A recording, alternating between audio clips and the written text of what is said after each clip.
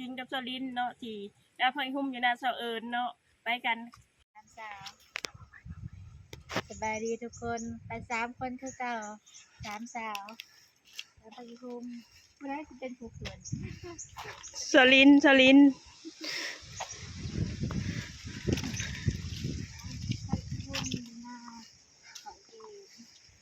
ไปเอาอยู่หน้าเสาเอิญเนาะนี่ก็กำลังจะหอดเที่ยงเสาเอิญที่มุมที่เนมเห็นน่ะคือเที่ยงเสาเอิญเด้อทุกคน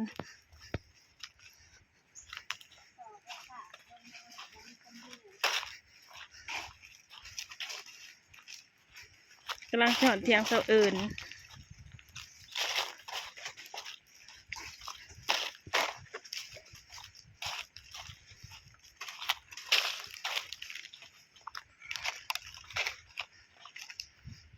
ได้แล้วขอยืมนะ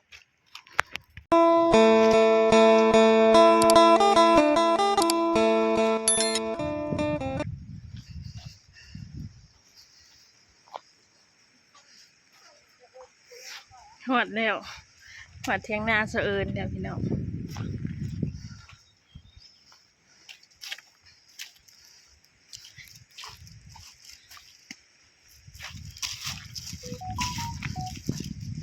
นาเสะเอิญนะต่อไฟลงมาแต่บ่มีผู้อยู่เสะเอิญเพิ่นกับบ่อยู่เที่ยงนากำลังบักใหญ่แต่บ่มีคนอยู่แต่ก่อนนะมีเอื้อยเสะเอิญอยู่เนาะบัดเราบ่อยู่แล้วเราไปเฮ็ดงานกะบ่มีคนอยู่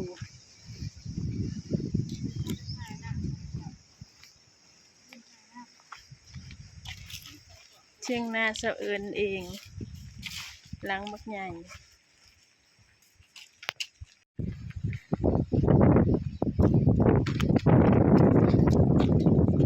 บรรยากาศลม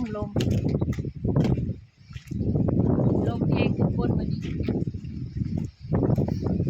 ลมหนาวเดือน4 เดือน5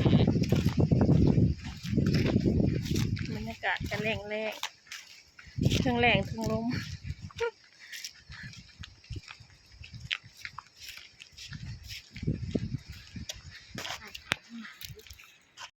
ไปทางใดก็มีแต่ย่าง3 สาวนี่นะบ่มีรถคือเขา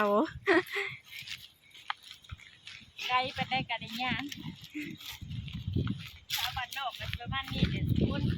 ไปย่างกับย่าง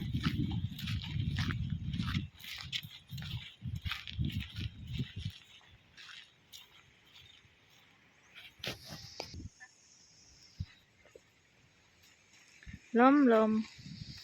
จะได้ยินเสียงพวกเฮาอยู่ว่าลมก็ได้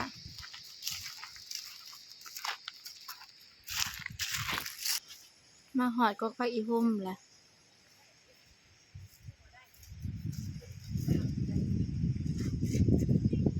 เห็นแต่เข้าห้านแล้วบ่เกือบแม่นมาบ่ทันเขาสลินเกินได้บ่สลินได้สลินมันจะจิ๊บสลินคนนั่งคนนี้ไปกบใหม่สลินว่ามันยังอ่อนโพดนะ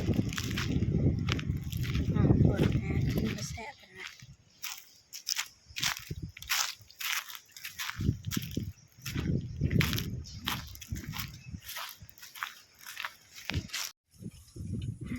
ถ้าอีหุ่มก็บ่ได้ถ้ายิงก็จักเป็นอย่างเจ็บขาบ่เคยอย่างเท้าแพงบ่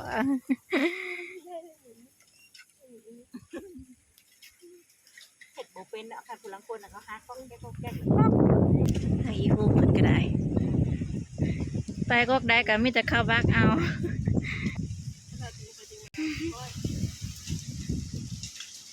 บ่ได้ทุกคนได้น้อยเดียวจะยิงถึงบ่ได้น่าจะเป็นกระดูกโคตรตอนนี้เดินทางกลับแล้วถ้าอีหุ่มก็บ่ได้